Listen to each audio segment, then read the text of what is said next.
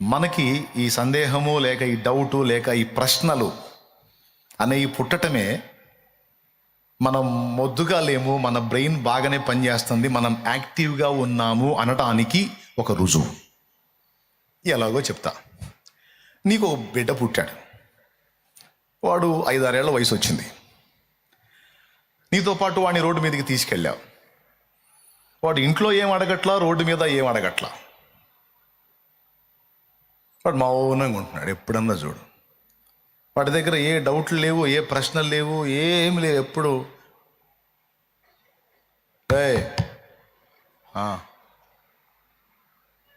ఏం చూస్తున్నావు అన్నాడు అనుకో, నీకు అనుమానం వచ్చింది. ఏరా ఏం మాట్లాడవు, ఏం అడగవు, ఏంది అంటాడు. ఏం అడగాలి, ఎందుకు అడగాలి అంటే వాడికి ఏదో బ్రెయిన్ సమస్య ఉంది, లేకపోతే వాడికి ఏదో హెల్త్ ఇష్యూస్ ఉన్నాయని మనకి డౌట్ వచ్చింది.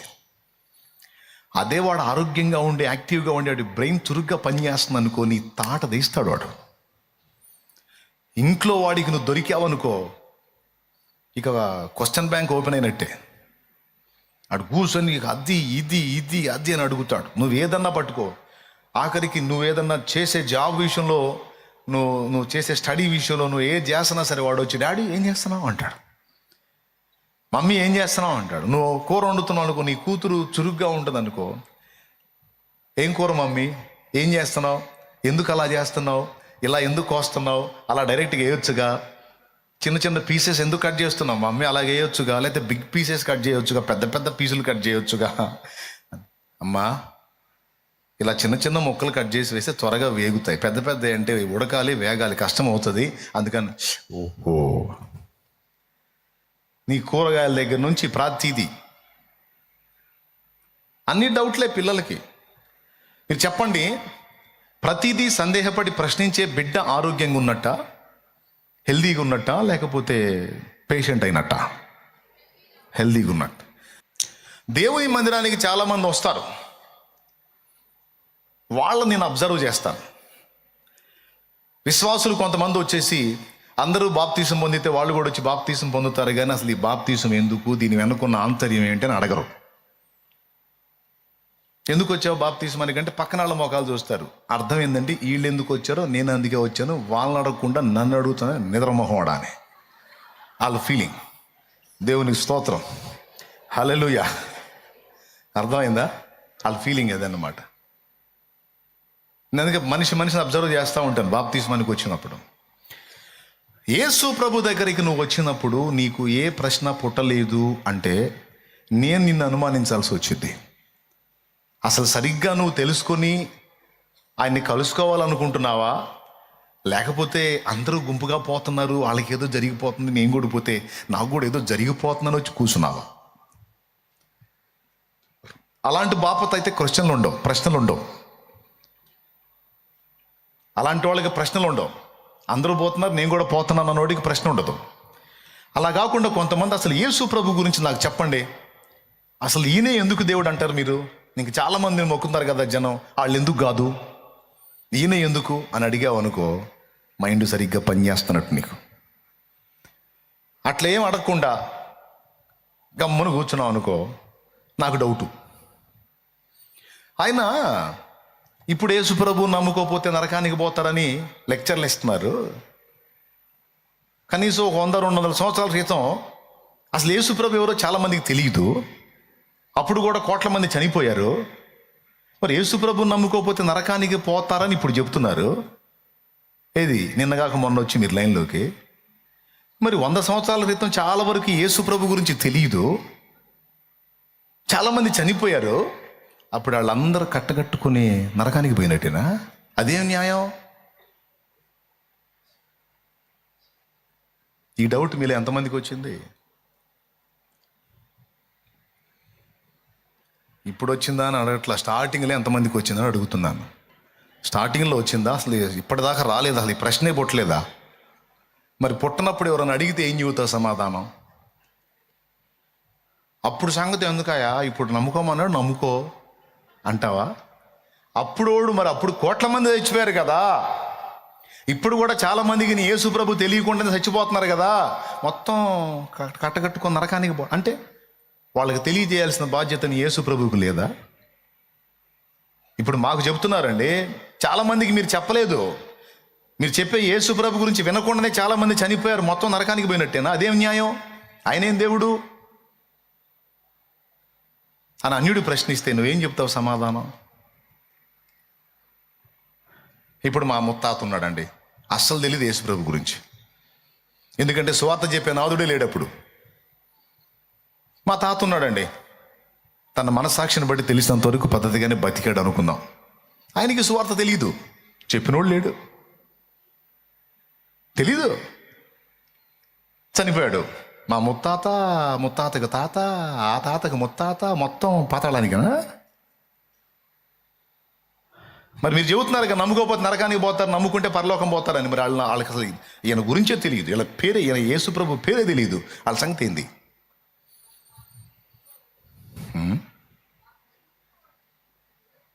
అర్థం కాల. వాళ్ళు కూడా వాక్యం వినిపించబడిద్దా? అసలు వాక్యం సువార్త చెప్పే నాదుడే లేడు తల్లి అప్పుడు. ఇప్పుడున్నారా? ఒక చిన్న మాట చెప్తాను. ఇప్పుడు కూడా చాలా ప్రాంతాల్లో, కొన్ని మారుమూల ప్రాంతాలకు వెళ్ళి యేసు ప్రభు నీకు తెలుసా అంటే ఏ సినిమాలో ఉంటాడని అడుగుతున్నారు. సినిమాలో వాళ్ళు తెలుసు కానీ యేసు ప్రభు తెలీదు. యేసు ప్రభు నీకు తెలుసా అంటే ఏ సినిమాలో ఉంటాడని అడుగుతున్నారు. ఏం చెబుతావు? అంటే యేసు ప్రభు నిజమైన దేవుడు, పాపుల కొరకు ప్రాణం పెట్టి తిరిగి లేచాడు, ఆయన లోకరక్షకుడు, ఆయన ఎందు విశ్వాసం ఉంచితే నిత్య జీవం, లేకపోతే నిత్య నరకం. ఇవన్నీ ఏం తెలియవు వాళ్ళకి. మళ్ళీ థమ్సప్ తెలుసు వాళ్ళకి, కోకోకోలా తెలుసు వాళ్ళకి, సినిమా వాళ్ళు తెలుసు వాళ్ళకి, యేసు ప్రభు తెలియదు. జస్ట్ మచ్చుతున్నగలాగా 2 ప్రశ్నలు వదిలే అంతే. ఈ రకంగా ఇన్ని డౌట్లు ఉన్నాయి. నీకు రావచ్చు, లేదా నువ్వు చెప్తుంటే సువార్త వినేవాడికి కూడా రావచ్చు. నీ మనస్సాక్షి నిన్ను ప్రశ్నించవచ్చు. ఇప్పుడు నా మనస్సాక్షి నన్ను ప్రశ్నించిందండి. నేను యేసుప్రభుని తెలుసుకున్న తర్వాత, యేసుప్రభుని నమ్ముకున్న తర్వాత నాకు ఈ డౌట్ వచ్చింది. మా తాత ముత్తాతలకి యేసుప్రభు గురించి అస్సలు తెలియదు కదా, మరి వాళ్ళందరూ అడిగిపోయారు. ఈ రోజు కూడా భూమి మీద చాలా మందికి యేసుప్రభుని గురించి తెలియని స్థితిలో ఉన్నారు కదా, వాళ్ళు చనిపోతున్నారు కదా, శ్మశానాలన్నీ కళకళలాడుతున్నాయి కదా, వీళ్ళందరూ అడిగిపోయారు. కరోనాలో లక్షల మంది చనిపోయారు, కలరాలో లక్షల మంది చనిపోయారు, ప్లేగు వ్యాధి ప్రబలి లక్షల మంది చనిపోయారు, కోట్ల మంది చనిపోయారు. వాళ్ళకి యేసు ప్రభు అందరికీ తెలుసని అనుకుందామా? తెలీదు. మరి వాళ్ళందరూ ఎక్కడికి పోయారు? దేవునికి స్తోత్రం కలుగునుగాక. దానికి సమాధానం నేను వెతుక్కోకపోతే నన్ను అడిగేవాడికి నేనేం చెప్పాలి? కాబట్టి యేసు ప్రభు దగ్గరికి వచ్చినప్పుడు అందరు వెళ్తున్నారు, నేను వెళ్ళి కూర్చున్నాను అన్నది కాదు. మిగిలిన వాళ్ళు ఎందుకని నిజదేవుడు కాదు, యేసు ప్రభు ఒక్కడే ఎందుకు నిజదేవుడు అనే ప్రశ్న ఎవరికైతే పుట్టిందో వాళ్ళు లైన్లో ఉన్నట్టు, వాళ్ళ బ్రెయిన్ సరిగ్గా పనిచేస్తున్నట్టు. ఈ ప్రశ్నే పుట్టలేదనుకో, ఏ నాటికైనా సరే వాళ్ళు విశ్వాసాన్ని కోల్పోయే అవకాశం ఉంది. నీ బిడ్డకు తగిన వయసులో తగిన ప్రశ్నలు అనేవి పుట్టలేదనుకో, వానికి ఆరోగ్య సమస్యలు ఉన్నట్టు. పుట్టాల్సిన ఏజ్లో పుట్టాల్సిన ప్రశ్నలు పుడితే వాడికి ఆరోగ్యం బాగున్నట్టు, వాడి బ్రెయిన్ చురుగ్గా పనిచేస్తున్నట్టు. ఇప్పుడు చెప్పండి, నీ బిడ్డ ఒక 5-6 ఏళ్ల ఈడి గలవాడైనప్పుడు వాడు అన్ని ప్రశ్నలు అడుగుతుంటే నీకు వాడి మీద కోపం వచ్చిద్దా, ముద్దు వచ్చిద్దా, కనికరం వచ్చిద్దా? ఏం వచ్చింది చెప్పండి? కాబట్టి అనుభవాలు గడించిన వాడు సందేహపడితే దేవుని కోపం వచ్చింది, కానీ క్రొత్తగా యేసయ్య రెక్కల కిందికి వచ్చిన వాడు సందేహపడితే దేవుని కనికరము మరియు సమాధానం వానికి వచ్చింది. ఆయన కనికరం చూపుతాడు, నిన్ను కూడా కనికరం చూపి వాళ్ళని ఆదరించమన్నాడు, వాళ్ళకి ఆన్సర్ చేయమన్నాడు. కాబట్టి ఇప్పుడు చాలా ప్రశ్నలు ఉన్నాయి. బాప్తిజం అంటే ఏందండి? ఎందుకు తీసుకోవాలి? అదొక ఆచారమా? తీసుకోపోతే నష్టమా? సరే కానీ ఆదివారం ఏంది, అందరికీ ఏందో పంచుతున్నారు, అసలు అదేంది? నా పక్కన అటు నాయనకి ఇచ్చారు, ఇటు నాయనకి ఇచ్చారు, నాకు ఇలా. ఒకసారి ఓ చర్చిలో పాస్టర్ గారు ప్రభు బల్ల అందిస్తూ ఉంటే పల్లెటూరు ఒక ఆయన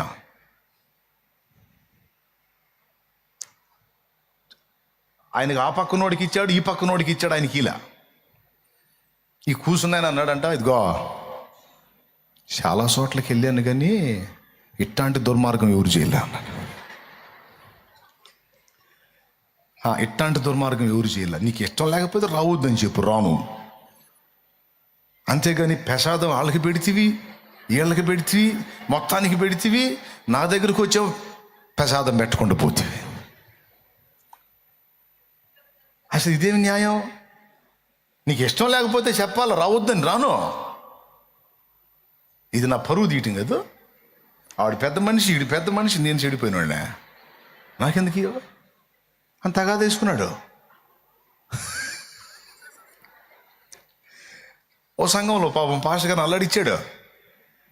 దేవునికి స్తోత్రం కలుగును గాక. మీకేమైనా అర్థమైందా?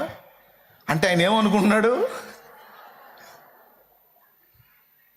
అవి యేసు ప్రభు శరీర రక్తములు, మారు మనసు పొంది పాపక్షమాపణ నిమిత్తం బాప్తిస్మం పొందిన వాడికి అనుగ్రహించబడతాయి. నా శరీరము నిజమైన ఆహారము, నా రక్తము నిజమైన పానము. నా శరీరమును తిని నా రక్తము త్రాగువాడే నిత్య జీవము గలవాడు. వానిలో నేను, నాలో వాడు జీవిస్తాం. అసాధారణ జీవితం జీవిస్తాడు. నేను తండ్రి మూలంగా జీవించిన ప్రకారం నన్ను తినువాడు నా మూలంగా జీవిస్తాడు. అంత్య దినమున నేను వాని లేపుదును. మొదలైన విషయాలన్నీ ఉన్నాయని ఆయన తెలీదు. యోగ్యముగా చెయ్యివేయాలని రాయబడుందన్న సంగతి ఆయనకు తెలియదు. యోగ్యత అంటే మొదటి యోగ్యత మారు మనసు, పాపక్షమాపణ నిమిత్తం బాప్తిస్మం. రెండవ యోగ్యత ఎప్పటికప్పుడు దోషములు ఏవైనా ఉంటే ఒప్పుకొని ఆయన రక్తాన్ని ఆశ్రయించి కడుక్కొని వివేచించుకొని పరిశుద్ధపరచుకొని బలను సమీపించాలి. ఇది రెండవ యోగ్యత. ఇవన్నీ తెలియవు ఆయనకి. ఆయన తెలిసింది ఒక్కటే, అటోడికి పెట్టాడు, ఇటోడికి నాకు పెట్టాడు. ఇలాగున మనం చేసేటువంటి చాలా విషయాల్లో నూతనంగా వచ్చే వారికి సందేహాలు ఉంటాయి. ఇప్పుడు మిగిలిన సందేహాలు అక్కడ పెట్టేసి మీకు ఒక డౌట్ వచ్చేసింది ఇప్పటికే. ముసలోళ్ళే అడిగిపోయారా అని కదా పట్టేసుకుంది కదా మీ ఆలోచనల్లో. ఎవడన్నా నన్ను అడగలేదు కాబట్టి సరిపోయింది, అడిగితే నేనేం చెప్పాలి? ఒరు బాబు, ఇప్పుడు వచ్చి నువ్వు యేసుప్రభు నమ్ముకో పరలోకం పోతా లేకపోతే నరకానికి పోతావు అంటే మా ముత్తాతకి యేసుప్రభు అనే పేరే తెలియదు, మరి అడిగిపోయారా అని అడిగితే నేనేం చెప్పాలి? ఇప్పుడు నేను ఆన్సర్ చెప్తాను, అది చెప్పు. యేసుప్రభు సువార్త విని కూడా స్పష్టంగా అర్థమై కూడా ఒకడు తిరస్కరిస్తే ఖచ్చితంగా వాడు జడ్జిమెంట్లోకి వస్తాడు, తీర్పులోకి వస్తాడు. ఒకవేళ ఒకడు యేసు ప్రభువును గూర్చి సువార్త వినకుండా, ఆయన గూర్చిన సత్యం తెలుసుకోకుండా చనిపోతే, వాడికి తెలిసినంత వరకు భూమి మీద జీవించిన జీవితంలో తన మనస్సాక్షిని బట్టి ఏ విధంగా జీవించాడో దేవుడు పరిశీలించి కొంత సత్యం వాడికి అర్థమయ్యేటట్టు చేసినప్పుడు దానికి లోబడి వాడు భయపడి జాగ్రత్తగా బ్రతికాడు. నా కుమారుడైన క్రీస్తుని గూర్చిన సత్యం కూడా వీనికి అందిస్తే విని మారు మనసు పొంది నా తట్టు తిరుగుతాడు అని ఎవరిని గూర్చి దేవుడు అనుకుంటాడో అలాంటి వ్యక్తులందరినీ దేవుడు పరదైసుకే తీసుకెళ్తాడు, పాతాళానికి తీసుకెళ్ళాడు.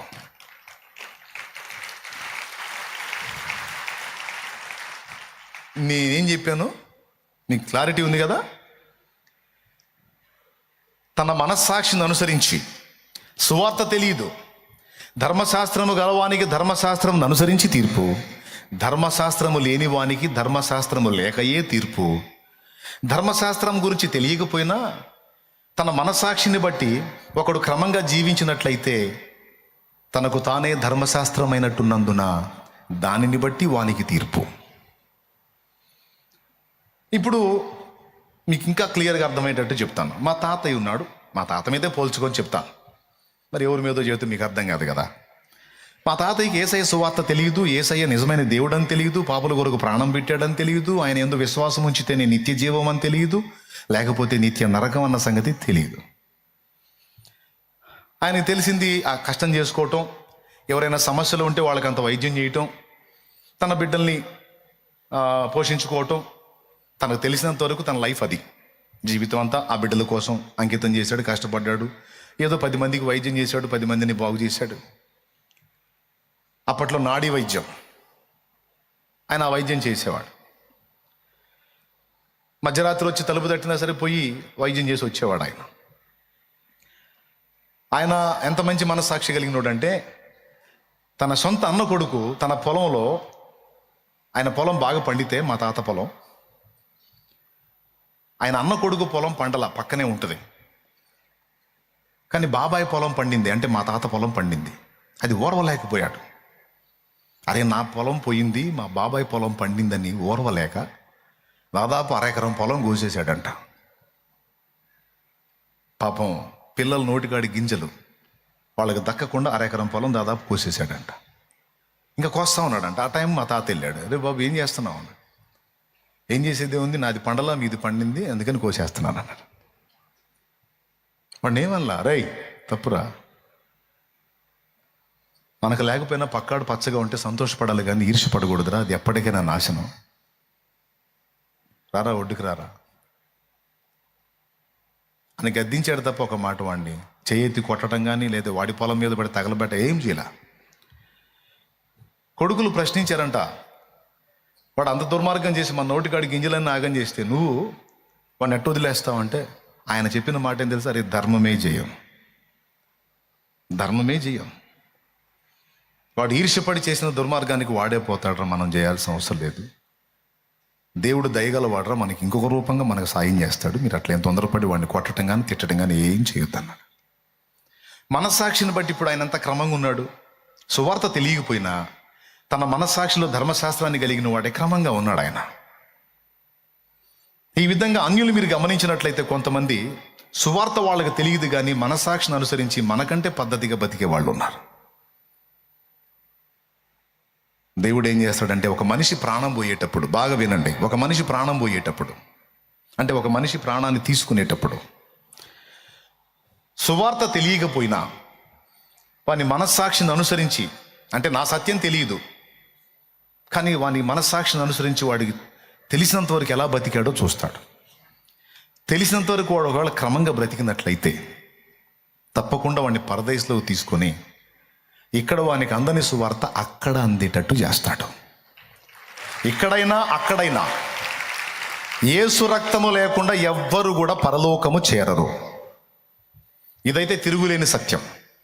ఒకవేళ నీకు ఇక్కడ అందలేదనుకో, నిన్ను పరదైసుకు తీసుకెళ్ళి అక్కడైనా చెప్తాడు నీకు. యేసుని నీకు పరిచయం చేసి యేసు రక్తాన్ని నువ్వు ఆశ్రయించేటట్టు చేసే నేను పరలోకానికి తీసుకుంటాడు. ఇది నేను చెప్పలా, యేసయ్యే చెప్పాడు.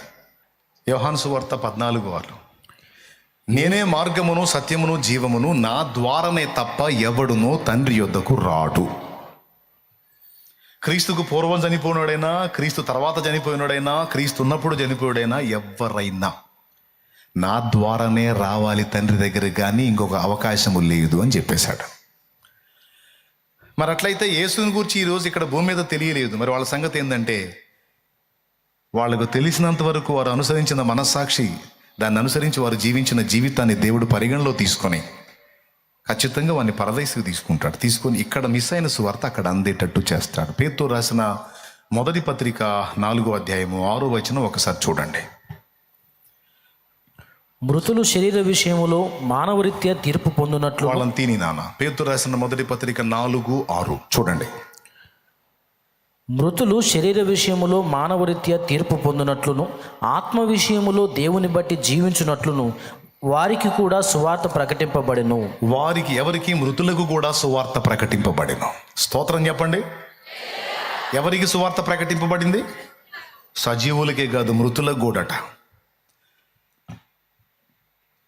అంటే ఒక వ్యక్తికి చిలకలూరుపేటలో నువ్వు ఒక సమాచారాన్ని చెప్పాలనుకున్నావు, సడన్గా ఆ వ్యక్తి హైదరాబాద్ వెళ్ళాడు. అయితే నువ్వు చెప్పాలనుకున్న సమాచారం హైదరాబాద్ పోయినా చెప్తావుగా. అట్లాగా ఒక వ్యక్తి చనిపోయాడు అంటే టోటల్గా లేకుండా పోయాడని అర్థం కాదు, జస్ట్ అడ్రస్ మారింది అంతే. అంతకుముందు భూగ్రహం మీద ఫలానా ఏరియాలో ఉండేవాడు, ఇప్పుడు పరదైస్కి వెళ్ళాడు అన్నమాట. ఆ పరదైస్ ఎక్కడుంది? ప్రస్తుతం 3వ ఆకాశంలో ఉంది. 2 కొరింథీ పత్రిక 12వ అధ్యాయము 2-3 వచనాలు చదివితే పరదైసు 3వ ఆకాశంలో ఉన్నట్టు స్పష్టమవుతుంది. క్రీస్తు యేసునందున ఒక మనుషుని నేను ఎరుగుదును, అతను శరీరముతో కొనిపోబడును, శరీరము లేక కొనిపోబడును నాకు తెలియదు. అతడు 14 సంవత్సరాల కిందట 3వ ఆకాశానికి కొనిపోబడ్డాడు. అతడు శరీరంతో కొనిపోబడ్డాడో శరీరం లేక కొనిపోబడ్డాడో నాకు తెలియదు, అది దేవుడికే తెలుసు.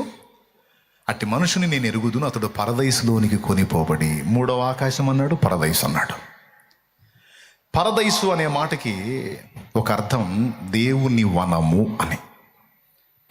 పారడైజ్ అంటే దేవుని వనము, దేవుని తోట అని అర్థం. అంటే భూమి మీద ఒక తోట ఉన్నట్టు మూడవ ఆకాశంలో ఉన్న పరదైసు కూడా ఒక తోట అని అభివర్ణించాడు, వనము అని. భూమి మీద తోట, చెట్లు, ఇక్కడ మహిమ ఎలా ఉంది, మరి అక్కడ మహిమ ఎలా ఉంటుందో పోతే కానీ తెలియదు. మనం ఇప్పుడే పోవద్దులే, సేవ చేయాలి కదా. స్తోత్రం చెప్పండి గట్టిగా. అర్థమైందా? అది ఎక్కడుందట? మూడవ ఆకాశంలో ఉందంట. అంటే మన పైన కనపడే ఆకాశం, దానిపైన రెండవ ఆకాశం, దానిపైన మూడవ ఆకాశం. అంటే అక్కడికి వెళ్ళే ఛాన్స్ ఎవ్వరికి లేదు.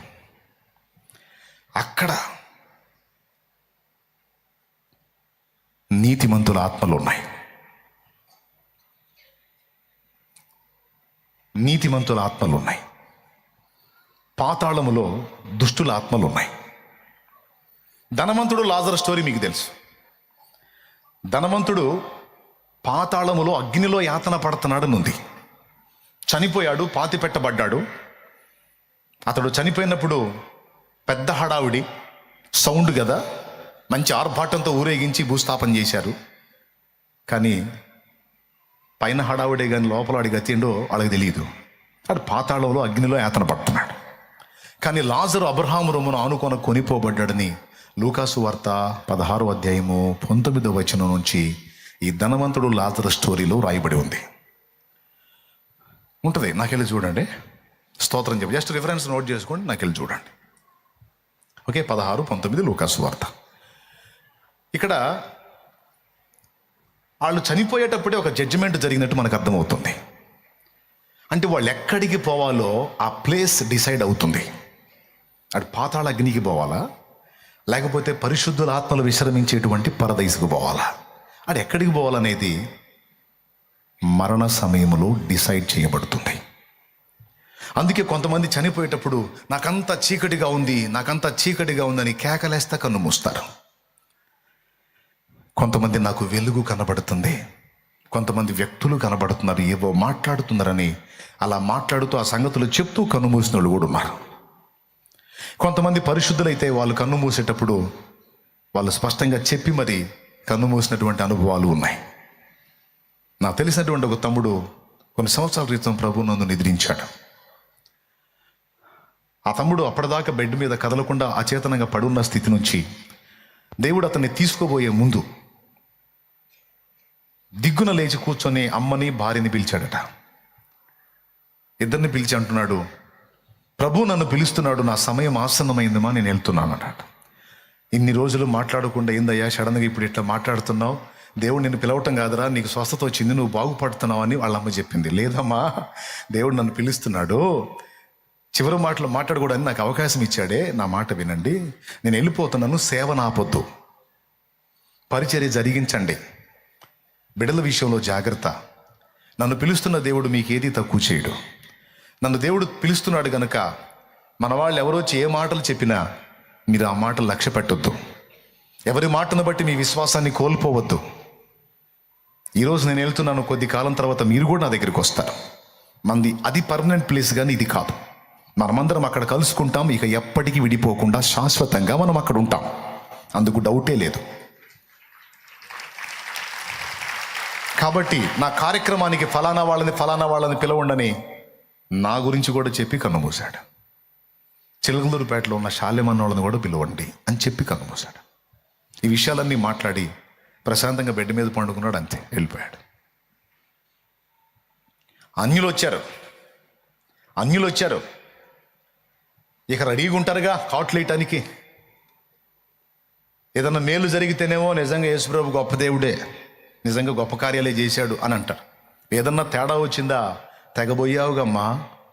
తెగబోయావుగయ్యా చర్చి అని, ఏం ఒరిగింది, మరి పోయా, నీ బిడ్డ పోయాడు, నీ భర్త పోయాడు, నీ భార్య పోయింది, లేకపోతే నీ తండ్రి పోయాడు, నీ తల్లి పోయింది, ఏం ఒరిగింది, ఏం జరిగిందని ఇక పోట్లు పడవట రెడీగా ఉంటారు. వాళ్ళందరూ వచ్చి తల ఒక మాట పొడుస్తున్నారు, దేవుని సేవ చేశాడు, దేవుడే లోకంగా బతికాడు, అలా చేశాడు, ఇలా చేశాడు, ఇలా ఎందుకు జరిగిందని ఆ తల్లి ముందు మాట్లాడుతుంటే పెద్దగా కేక వేసి ఒక మాట ఉంది ఆ తల్లి. నా బిడ్డ కార్యక్రమానికి వచ్చారు, ప్రశాంతంగా కార్యక్రమాన్ని వీక్షించి వెళ్ళటం వరకే. ఒక్క మాట కూడా నా ప్రభు అనొద్దు, ఒక్క మాట కూడా నా దేవుడు అనొద్దు. మేమందరం మారు మనసు ఎందుకు పొందామో తెలుసా? మేమందరం బాప్తిస్మం ఎందుకు పొందామో తెలుసా? ఇక్కడే ఉట్టిగట్టి ఊరేగటానికి కాదు. బాప్తిస్మం పొంది మా పాపాలు కడుక్కొని పరిశుద్ధులం ఎందుకు అయ్యామో తెలుసా? ఏ క్షణాన ప్రభు పిలిచిన పరిశుద్ధులంగా ఆయన దగ్గరికి చేరడానికి. ఏదో ఒకనాడు చావక తప్పదు. ఆ చచ్చేది ఏదో పాపులుగా చావకుండా పరిశుద్ధులుగా చావాలని ఆ పరిశుద్ధి రక్తంలో మా పాపాలన్నీ కడుక్కున్నాం. ఎందుకో తెలుసా? మీకు తెలియదు. ఒక రకంగా ఇది మరణానికి ముందు సిద్ధపాటు. మేము రెడీ అయ్యాం. రెండవది, ఇన్ని రోజులు మాట్లాడని నా బిడ్డ ఇదిగో కొన్ని గంటల క్రితం లేచి కూర్చొని చక్కగా అన్ని విషయాలు చెప్పి కన్ను మూశాడు. నా బిడ్డ కన్ను మూసినప్పుడు పెద్ద పెట్టిన ఏడుస్తూ నా బిడ్డ విషయంలో నేను దుఃఖపడతా ఉంటే నాకు ఒక దర్శనం కలిగింది. ఆ దర్శనములో నేను నా జీవితంలో చూడనంత ఎత్తైన వ్యక్తుల్ని చూశాను. ఇద్దరు పెద్ద పెద్ద ఆకారాలు కలిగిన వ్యక్తుల మధ్య నా కుమారుడు చిన్న బిడ్డలాగున్నాడు. వాని ఎదుట తలుపులు తెరవబడ్డాయి. వాళ్ళిద్దరూ వాని చేతులు పట్టుకుని నడిపిస్తూ కొంచెం దూరం తీసుకెళ్ళట్టు వదిలితే వాడు నా దేవుని ప్రపంచంలోనికి పరిగెత్తుతున్నాడు. నా ప్రభు నాకు చూపించాడు అది. చెప్పి చూపించి తీసుకున్నాడు. ఒక్క మాట కూడా అనొద్దు. ఇష్టమైతే ఉన్నాడు, లేదా వెళ్ళిపోండి. అన్యులు, అందరూ అన్యులు. ఇష్టమైతే ఉన్నాడు, లేకపోతే వెళ్ళిపోండి. కార్యక్రమం చూడాలని వచ్చారా, చూసి వెళ్ళండి. లేకపోతే మీకు ఇష్టం లేకపోతే, మీకు ఏదైనా ఇబ్బందిగా ఉంటే వెళ్ళిపోండి. పరిశుద్ధులు చేస్తారు నా బిడ్డ కార్యక్రమాన్ని. పరిశుద్ధులు చేస్తారు నా బిడ్డ కార్యక్రమాన్ని సవాల్ విసిరిద్దాం. దాదాపు 60-65 ఏళ్ళు ఉంటాయి అతనికి. ఆమె ఇచ్చిన సమాధానం మతిపోయింది నాకు. స్పష్టంగా దేవుడు బయలుపరిచాడు. అట్లా కొంతమందికి ముందే చూపిస్తాడు దేవుడు. అంటే ఒక వ్యక్తి ప్రాణం పోయేటప్పుడే, ఒక వ్యక్తిని దేవుడు తీసుకునేటప్పుడే అతడు ఏ స్థలానికి వెళ్ళాలో దాన్ని నిర్దేశిస్తాడు ఆయన. ధనవంతుడు లాజరు స్టోరీలో ధనవంతుడు అగ్నికి పంపించాడు. లాజర్నేమో అబ్రహాము రొమ్మున అనుకున్న పంపించాడు. ఇంతమంది మీ అందరికి కూడా ఈ మ్యాటర్ అంతా క్లారిటీ ఉంది కదా. మీకు వచనాలు చూపించాను, ఎగ్జాంపుల్స్ కూడా చెప్పాను. స్తోత్రం చెప్పండి 2 చేతులు ఎత్తి.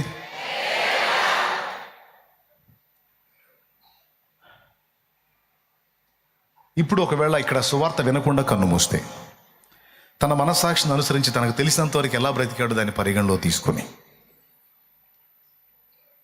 అతన్ని ఎక్కడికి పంపాలో ఆయన డిసైడ్ చేస్తాడు. ఇప్పుడు మనం చెప్తున్నటువంటి సువార్త ఏంటంటే, అలా కన్ను మూసిన వాడు పరదేశికి వెళ్ళొచ్చు, పాతాళానికి వెళ్ళొచ్చు. మనస్సాక్షిని అనుసరించి బతికుండొచ్చు, లేదా మనస్సాక్షిని చంపుకొని బతికుండొచ్చు. ఇప్పుడు మనం చెప్పేటువంటి శుభవార్త ఏంటంటే, ఇక మనస్సాక్షి ప్రకారం బతికావో, మనస్సాక్షిని చంపుకొని బతికావో, ఈ కేసులన్నీ కొట్టేయబడే అవకాశం వచ్చింది. అబ్బాయి కొత్త స్కీమ్ వచ్చింది. ఇదిగో ఫలానా వ్యక్తులందరికీ కూడా ఈ అమౌంట్ కట్టేస్తే మొత్తం టోటల్ బిల్ అంతా క్లోజ్ అవుతుంది. శుభవార్త రండి. ఇప్పటిదాకా మీరు మొత్తం అమౌంట్ కట్టాలి అని చెప్పి పిలువబడ్డారు. ఇప్పుడైతే ఇదిగో ఈ ఒక్కటి చేయండి, ఇక మీరేం కట్టే పని లేదని ప్రభుత్వం ఆఫర్ ఇస్తే ఎగబడతాంగా. అట్లాగా దేవుడిచ్చిన సువర్ణ అవకాశమే యేసుక్రీస్తునందు విశ్వాసం. మానవుల రక్షింపను దేవుండు తన కుమారుని పంపెను. మానవుల రక్షింపను దేవుండు తన కుమారుని పంపెను. మన శరీరము దాల్చెను ఆ ప్రభువు మన పాపముకు దూరుడే. మన శరీరము దాల్చెను ఆ ప్రభువు మన పాపముకు దూరుడే. దేవుని ప్రేమ ఇదిగో జనులార భావంబు నందెలియరే. కేవలము నమ్ముకొనిన పరలోక జీవంబు మనకప్పును. ఇక మనస్సాక్షిని అనుసరించి బతికావో, నీతిగా బతికావో, న్యాయంగా బతికావో, కరెక్ట్గా బతికావో, తేడాగా, ఈ కేసులన్నీ పోతాయి బాబు. దా బంపర్ ఆఫర్ వచ్చిందిరా, శుభవార్త, గొప్ప శుభవార్త. ఇప్పుడు కేవలం ఆయన యందు విశ్వాసం ఉంచి, ఆయన రక్తాన్ని ఆశ్రయించి, మారు మనసు పొంది, పాప క్షమాపణ నిమిత్తం బాప్తిస్మం పొంది, జీవగ్రంథంలో పేరు సంపాదించుకుంటే కేసులన్నీ ఎత్తేస్తున్నాడు. ఈ బంపర్ ఆఫర్ వినియోగించుకుంటావా, లేకపోతే అలానే ఉంటావో నీ ఇష్టం. నేనైతే వినియోగించుకున్నా. మరి మీరు కూడా వినియోగించుకున్నారా? వినియోగించుకున్న వాళ్ళందరూ చేతులు ఎత్తండి. రైట్, దేవునికి స్తోత్రం. కొంతమంది ఇంకా వినియోగించుకోవాలా. ఇప్పుడైనా మునిగిపోయిందేముంది, ఇంకా బతికే ఉన్నావు కదా. ఈ రాత్రి అవకాశం ఉంది. నువ్వు వినియోగించుకుంటానంటే కూటమి అయిపోయినాక నేను బాప్తీసు ఇవ్వడానికి రెడీ. దేవునికి స్తోత్రం. హల్లెలూయా. సిద్ధమా? వినియోగించుకుంటావా? నీ ఇష్టం. తర్వాత చూద్దాంలే అనుకున్నావా? తర్వాత ఉంటావో ఓడుతావు నాకు తెలియదు. నేడే రక్షణ దినం, ఇదే అనుకూల సమయం. ఇంకెందుకండి, తెలియనప్పుడు బతికే పట్టబడి తట్ట, తెలిసినాక ఇంకా బతకూడదు. మారాలి, క్రొత్తగా తిరిగి జన్మించాలి, పాత జీవితంలో సమాధి చేయబడాలి. ఏమండి, చచ్చిపోయిన ఇంట్లో ఉంచుకుంటామా, భూస్థాపన చేస్తామా? బతికున్నోడిని భూస్థాపన చేస్తామా? అట్లాగే పాత జీవితంలో చావనోడికి బాప్తీసం ఇవ్వకూడదు. పాత జీవితంలో చచ్చిపోవటానికి ఇష్టపడ్డోడికి బాప్తీసం ఇవ్వకుండా ఉండకూడదు. మీకు అర్థం కాదు, మళ్ళీ ఒకసారి చెబుతా. పాత జీవితంలో చచ్చిపోవటానికి ఇష్టపడనోడికి బాప్తీసం ఇవ్వకూడదు. ఎందుకు? ఇంకా నాకు పాపం కావాలి, నేను పాపం పొందాలి, ఇంకా చెయ్యాలి, ఇంకా నేను లోకంలో ఊరేగాలి అనుకున్నోడికి బాప్తీసం ఇవ్వకూడదు. నాకు వద్దురా బాబు, బతికి నాకు సాలిపోయింది, నాకు వద్దు, దరిద్ర బతుకొద్దు, నా పాత జీవితంలో చచ్చిపోవాలా, నేను క్రీస్తునందు క్రొత్తగా జన్మించాలా అని నువ్వు కోరుకున్నావా? అట్లయితే ఇక మారు మనసు పొంది రక్షణానుభవం పొందగోరి పాత జీవితంలో చచ్చిపోయిన నీకు సమాధి చేసేసేయాలా. మామూలుగా అయితే గుంట తీసి గుంటలో పెట్టాలి. అటు పెడితే మామూలుగా అసలు మొత్తంగా పోతారు. అందుకని జస్ట్ నీళ్ళలో ముంచి లేపటం ద్వారా మరణ పునరుద్ధానాల అనుభవం కనపడిద్ది అనమాట. ఎంతమందికి అర్థమైంది? ఎంత క్లియర్గా చెప్పినా రక్షణ పొందకపోతే నాకు సంబంధం లేదు, చెప్పకపోతే కేసు నాది, చెప్పినా రక్షణ పొందకపోతే కేసు నాదే మీద వినపడలా. కాబట్టి ఇక నాకు అది అమ్మయ్య, ఈ ఆన్లైట్లో కూడా నా బాధ్యత నెరవేర్చా. ఇది దేవునికి స్తోత్రం కలుగును కాక. బాగా వినాలి, మీకు ఉపయోగపడే విషయాలు చెప్పి ముగిస్తాను. నేను ఎక్కువసేపు మిమ్మల్ని ఇబ్బంది పెట్టుకుంటాం. జస్ట్ ఒక 5-6 గంటలు మాత్రమే. అన్నీ నన్నను, టెన్షన్ పడద్దు. Okay, right.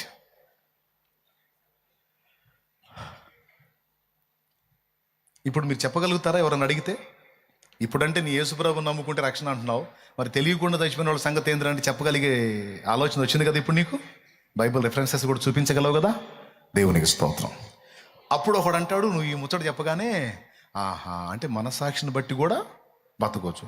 అట్లయితే నాకు నీ ఏ సక్కర్లా, నా మనస్సాక్షిని బట్టి నేను బతుకుతా అంటాడు. అప్పుడేం చెబుతావు? హలో, ఈ మ్యాటర్ నీకు అందకముందు అది చెల్లిద్ది. ఈ మ్యాటర్ అందిన తర్వాత నీ మనస్సాక్షి మంచి మనస్సాక్షి అయితే, నీ మనస్సాక్షి మంచి మనస్సాక్షి అయితే నువ్వు చేయాల్సిన మొదటి పని ఏంటి తెలుసా? అర్జెంటుగా వచ్చి ముందు ఆఫర్ని వినియోగించుకుంటావు. వినియోగించుకోకుండా నేను అలానే ఉంటాను అన్నావంటే నీ మనస్సాక్షి తేడారా, ఖచ్చితంగా బుక్ అవుతావు. నీ ఇష్టం.